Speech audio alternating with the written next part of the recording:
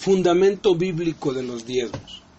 Muchos aseguran, erróneamente, que los diezmos son de la ley del Antiguo Testamento y que ya no es algo vigente hoy en día, y por eso no diezman, pero se equivocan porque ignoran las Escrituras. Escudriñemos la Escritura para descubrir que los diezmos no son de la ley, sino de la gracia, y que Dios los estableció para bendecirnos y extender su reino a todas las naciones. Los diezmos son la 10ª parte de las entradas o ganancias netas dedicada a Dios para el sostenimiento de sus siervos y como expresión de adoración a Él. La práctica de diezmar es muy antigua y se conoció aún entre los pueblos no hebreos. En la historia bíblica, la primera mención que se hace de los diezmos es cuando Abraham, después de haber logrado una victoria militar sobre 4 reyes, dio los diezmos del botín a Melquisedec, sacerdote del Dios Altísimo. Eso está en Génesis 14.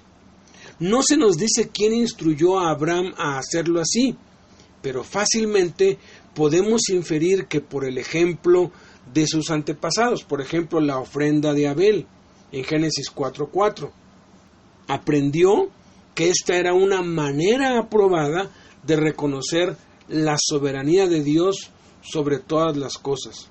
El sacerdote, en este caso, representaba a Dios. Este mismo principio, que sirve de base a la costumbre cristiana de dar los diezmos, aparece también en el Nuevo Testamento.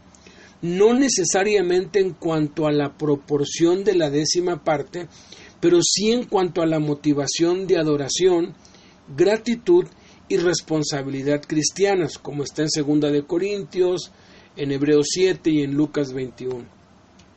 Los primeros cristianos daban el 100%, daban todo. Pablo es el que aclara que del mismo modo como se hacía en el Antiguo Testamento, de ese mismo modo deben usarse los diezmos hoy en día para el sostenimiento de los que sirven a Dios. Es en el sistema mosaico, bajo la ley, donde sin duda Dios demanda de su pueblo los diezmos de todo. Se anuncian castigos por no darlos y hay promesas de bendiciones por darlos. Deuteronomio 28, Malaquías capítulo 3. Los diezmos son de Dios y abarcaban la tierra y su producto y los animales del campo. Cuando por una razón especial alguien quería rescatar algo del diezmo, debía agregar la 5ª parte del precio. Levítico 27. Los escribas y los fariseos fueron sumamente escrupulosos en diezmar aún hierbas diminutas como la menta, el eneldo y el comino, y merecieron la reprensión de nuestro Señor por el legalismo extremo, vacío de la debida motivación espiritual. Mateo 23:23. Sin embargo, Jesucristo no desautorizó el pagar el diezmo, sino por el contrario. Fue la única cualidad buena que halló en los escribas y fariseos, a quienes siempre señaló su hipocresía, diciéndoles, sin dejar de hacer aquello, o sea, sin dejar de diezmar hasta el comino. Los israelitas debían dar los diezmos a los levitas, quienes eran la tribu sacerdotal del pueblo. Esto era la compensación a ellos por su ministerio. Pero los levitas, a su vez, debían dedicar en ofrenda a Dios el diezmo de los diezmos, presentándolo delante de Aarón. Números 18 del 21 al 28. El principio detrás de esta práctica rige para el sostén económico de la obra del Evangelio, pues Pablo dice que ordenó el Señor a los que anuncian el Evangelio que vivan del Evangelio. Nuestro peso vale 10 centavos menos, pero rinde 90 centavos más, porque 10 centavos le pertenecen a Dios, pero ¿necesita dinero Dios? Claro que no. Entonces, ¿para qué lo pide? Para el sostenimiento de sus obreros. Pero ¿no deberían los obreros trabajar?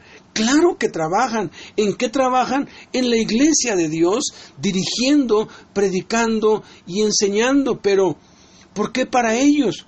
Porque Dios así lo promete a los que llama. Muchos viven preocupados porque ganan mucho y dicen, el diezmo es mucho, pero ¿qué no se dan cuenta de lo que les queda? ¿Qué no saben que todo lo que reciben viene de Dios? Otros dicen, gano muy poquito, no tengo, no te preocupes, entonces tu diezmo será nada o será muy poquito.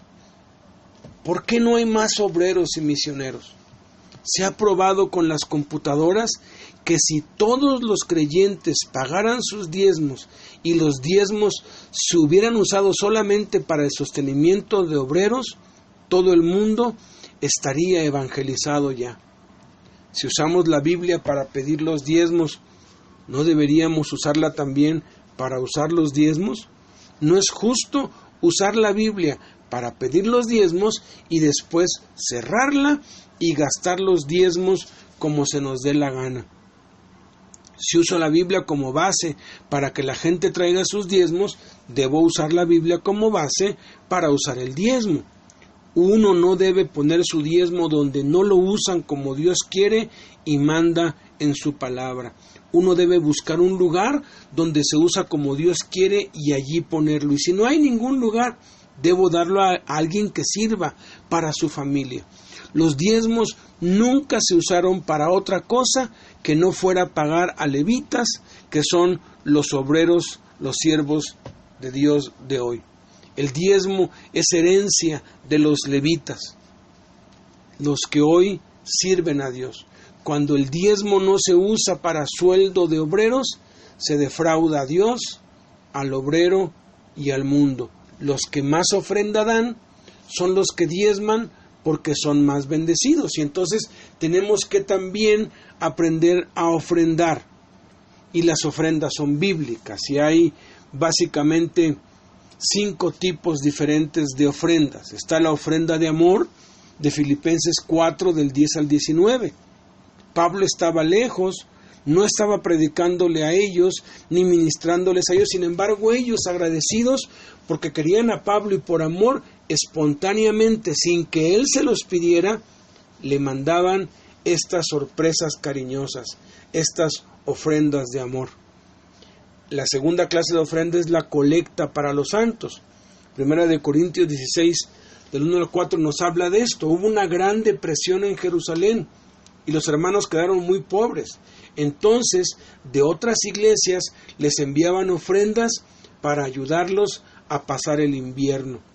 Se piensa que les ayudaron para que toda la comunidad pudiera resistir un año entero la escasez. El tercer tipo de ofrendas son las limosnas. En Mateo 6, del 2 al 4, Jesús lo mencionó y en Hechos 3 también se menciona. Todos tenemos siempre monedas para dar a personas que necesitan para el autobús, para comer. Es mejor comprar comida que dar el dinero. Esto debe ser en secreto. El cuarto tipo de ofrenda es la ofrenda de fe. En el primer libro de Reyes, en el capítulo 17, vemos a una viuda que dio todo lo que tenía cuando le pidió el profeta Elías que le hiciera de comer. Ella lo hizo por fe y esa fe fue recompensada porque Dios le multiplicó. Esto es cuando lo que damos nos desequilibra el presupuesto. Cuando damos más de lo que pensamos, al dar debemos creer que Dios nos lo va a proveer de alguna otra manera. Y por último están las ofrendas de sacrificio, que es lo que mostró Jesús en Marcos 12, del 42 al 44, cuando la viuda pobre dio todo lo que tenía. Esto es cuando damos todo lo que tenemos. Esta situación es parecida a la anterior, pero es cuando damos todo lo que tenemos en ese momento, como la viuda. Ahora, ¿cómo se deben administrar los diezmos en la iglesia? La Biblia claramente especifica cuál debe ser el sueldo de un pastor, u obrero, o misionero, y deben ser 12 diezmos. Eso está en Números 18, del 21 al 28. Dios dice en 1 de Corintios 9, del 13 al 14, que así como se sostenía con los diezmos a los levitas, Así también, del mismo modo, siguiendo el mismo sistema, se debe sostener a los que sirven a Dios, los levitas de hoy, pastores, evangelistas, predicadores, misioneros, etc. El diezmo, de acuerdo con la Biblia, es para que el obrero se alimente, para su sustento y el de su familia, como enseña Malaquías 3:10, Levítico 10:13 al 14 y Números 18, 13 y 18. Entonces, los líderes deben administrar los diezmos de acuerdo a lo que enseña la Biblia, y los creyentes especificar en lo que dan si es diezmo u ofrenda, para que entonces se le dé el destino que corresponde.